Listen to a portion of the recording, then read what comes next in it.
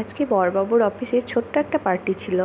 তো বড়বাবু বাড়ি এসেই আমাকে কিন্তু গোলাপের তোড়াটা সারপ্রাইজ দিয়েছিল। সত্যি খুব ভালো লেগেছে।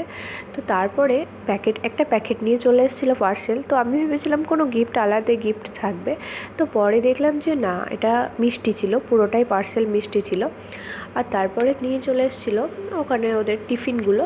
তো ওখানে খাওয়া দাওয়া করেছে, আবার পার্সেল টিফিনও নিয়ে এসেছিলো আমার জন্য। তো পুরো আলাদা আলাদা আইটেম ছিল। আমি সবগুলো টেস্ট করেছি, সত্যি খুব অসাধারণ ছিল। তো পার্সেল টিফিনে ছিল পিৎজা ছিল, চিকেন বার্গার ছিল, চিকেন স্যান্ডউইচ ছিল, এগ স্যান্ডউইচ ছিল, ভেজ স্যান্ডউইচ ছিল, একটা কেক ছিল, সিঙ্গারা ছিল, চকলেট প্যাটিস ছিল, আর জুস ছিল, আর কিছু ছোট ছোট চকলেট, লুজ চকলেট ছিল। ছোট্ট ছোট্ট পিস করা ছিল সবগুলোই।